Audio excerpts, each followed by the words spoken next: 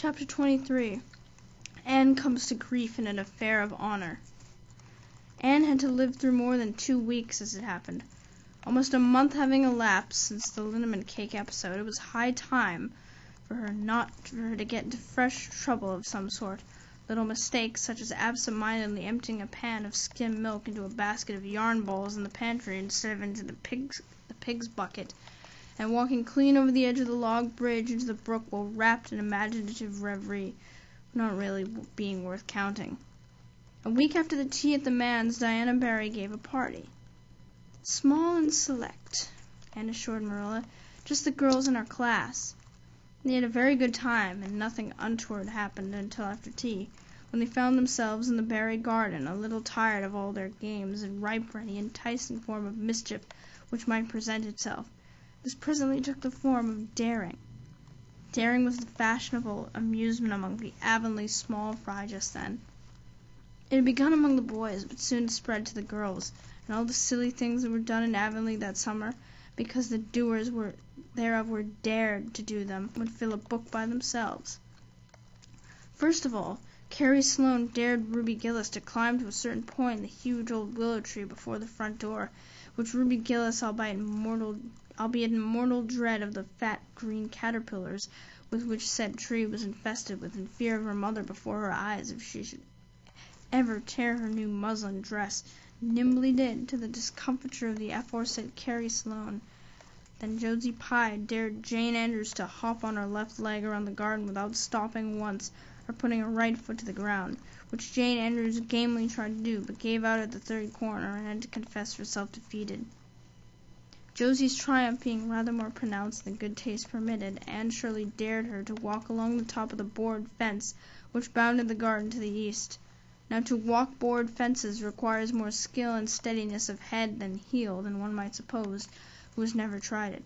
But Josie Pye, deficient in some qualities that make for popularity, had at least a natural inborn gift, duly cultivated in walking board fences.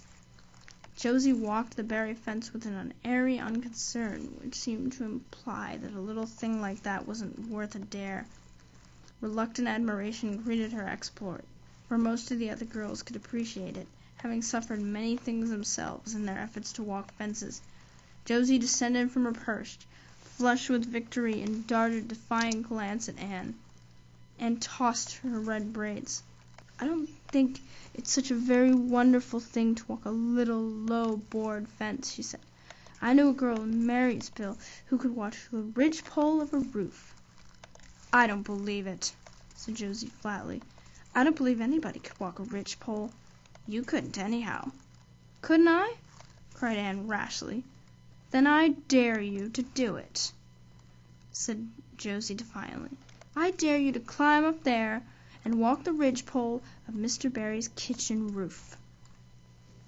Anne turned pale, but there was clearly only one thing to be done. She walked toward the house, where a ladder was leaning against the kitchen roof. All the fifth-class girls said, "Oh!" partly in excitement, partly in dismay. "Don't you do it, Anne," entreated Diana. "You'll fall off and be killed. Never mind Josie Pye. It isn't fair to dare anybody to do anything so dangerous." "I must do it. My honor is at stake," said Anne solemnly. "I shall walk that ridgepole, Diana, or perish in the attempt. If I am killed, you have to have my pearl bead ring." Anne climbed the ladder among breathless silence, gained the ridgepole, balanced herself uprightly on the precarious footing, and started to walk along it, dizzily conscious that she was uncomfortably high up in the world, and that walking ridgepoles was not a thing in which your imagination helped you out much. Nevertheless, she managed to take several steps before the catastrophe came. Then she swayed, lost her balance, stumbled, staggered, and fell, sliding down over the sun-baked roof and crashing off it through the tangle of Virginia creeper beneath. All before the dismayed circle below gave a simultaneous terrified shriek. If Anne had tumbled off the roof on the side up which she had ascended, Diana would have probably fallen heir to the pearl bead ring then and there. Fortunately, she fell on the other side, where the roof extended down over the porch so nearly to the ground that a fall therefrom was a much less serious thing. Nevertheless, when Diana and the other girls had rushed frantically around the house, except Ruby Gillis, who remained as if rooted to the ground and went into hysterics, they found Anne, all lying white and limp among the wreck and ruin of the Virginia creeper. "Anne, are you killed?" shrieked Diana, throwing herself on her knees beside her friend. "Oh, Anne, dear Anne, speak just one word to me and tell me if you're killed." To the immense relief of all the girls, and especially of Josie Pye, who, in spite of lack of imagination, had been seized with horrible visions of a future branded as the girl who was the cause of Anne Shirley's early and tragic death, Anne sat dizzily up and answered uncertainly, "No, Diana, I am not killed, but I think I am rendered unconscious." "Where?" sobbed Carrie Sloane. "Oh, where, Anne?" Before Anne could answer, Mrs. Barry appeared on the scene. At sight of her, Anne tried to scramble to her feet, but sank back again with a sharp little cry of pain. "What's the matter? Where have you hurt yourself?" demanded Mrs. Barry. "My ankle," gasped Anne. "Oh, Diana, please find your father and ask him to take me home. I know I can never walk there, and I'm sure I couldn't hop so far on one foot when Jane couldn't even hop around the garden." Marilla was out in the orchard picking a handful of summer apples when she saw Mr. Barry coming over the log bridge and up the slope, with Mrs. Barry beside him, and a whole procession of little girls trailing after him. In his arms he carried Anne, whose head lay limply against his shoulder. At the moment Marilla had a revelation. In the sudden stab of fear that pierced her very heart, she realized what Anne had come to mean to her. She would have admitted that she liked Anne, nay, that she was very fond of Anne.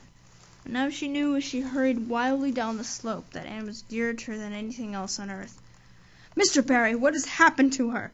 she gasped, more white and shaken than the self-contained, sensible Marilla had been for many years. Anne herself answered, lifting her head. "Don't be very frightened, Marilla. I was walking the ridgepole and I fell off. I expect I have sprained my ankle. But, Marilla, I might have broken my neck.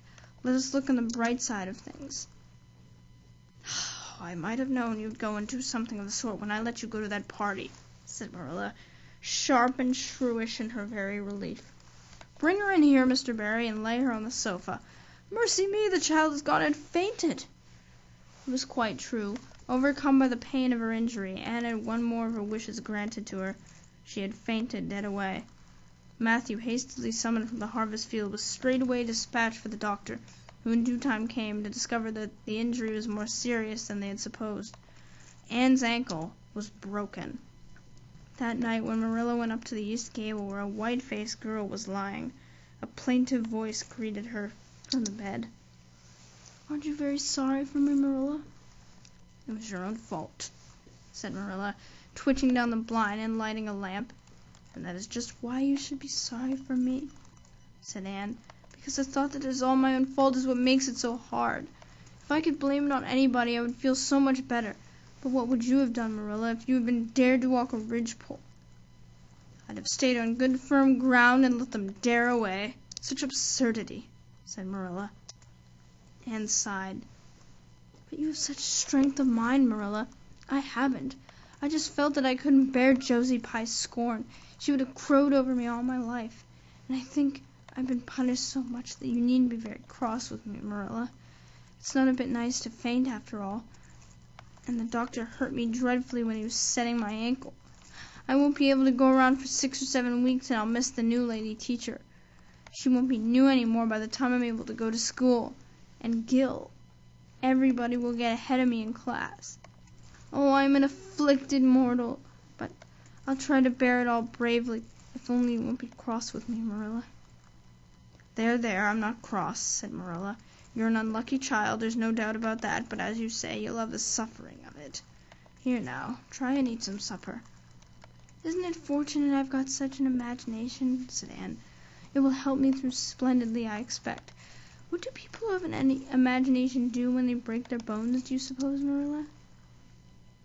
Anne had good reason to bless her imagination many a time and oft during the tedious 7 weeks that followed. But she was not solely dependent on it. She had many visitors, and not a day passed without one or more of the schoolgirls dropping in to bring her flowers and books and tell all the happenings in the juvenile world of Avonlea. "Everybody has been so good and kind, Marilla," sighed Anne happily. on the day when she could first limp across the floor. It isn't very pleasant to be laid up, but there's a bright side to it, Marilla. You find out how many friends you have. Why, even Superintendent Bell came to see me, and he is really a very fine man. Not a kindred spirit, of course, but still, I like him, and I'm awfully sorry I ever criticized his prayers. I believe now he really does mean them, only he has got into the habit of saying them as if he didn't. He could get over that if he'd take a little trouble. I gave him a good broad hint. I told him how hard I tried to make my own little private prayers interesting. He told me all about the time he broke his ankle when he was a boy. It does seem so strange to think of Superintendent Bell even being a boy. Even my imagination has its limits, for I can't imagine that. When I try to imagine him as a boy, I see him with gray whiskers and spectacles, just as he looks in Sunday school, only small. Now, it's so easy to imagine Mrs. Allen as a little girl. Mrs. Allen has been to see me 14 times. Oh, isn't that something to be proud of, Marilla? When a minister's wife has so many claims on her time. She's such a cheerful person to go visit you, too.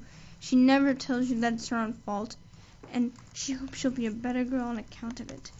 Mrs. Lynde always told me that when she came to see me, and she said in a kind of way that made me feel hope when I might be a better girl, but I didn't really believe I would.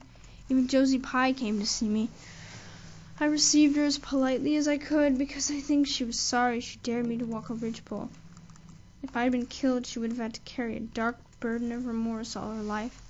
Diana has been a faithful friend. She's been over every day to cheer my lonely pillow.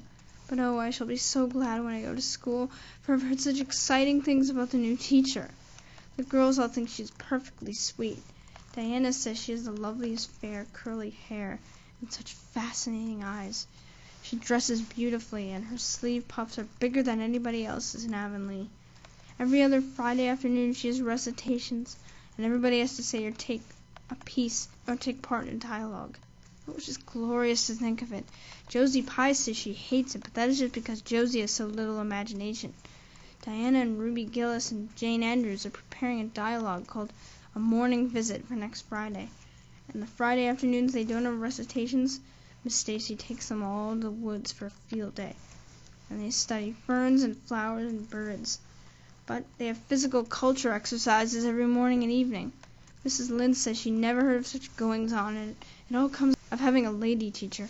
But I think it must be splendid, and I believe I shall find that Miss Stacy is a kindred spirit. There's one thing plain to be seen, Anne, said Marilla, and it is not that your fall off the Barry roof hasn't injured your tongue at all.